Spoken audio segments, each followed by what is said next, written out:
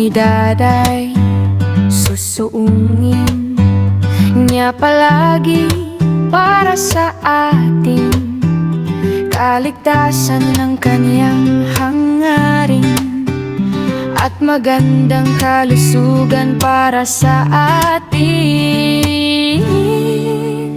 Noon pa man talagang maaasahan, ramdam natin lagi ang kapanatagan.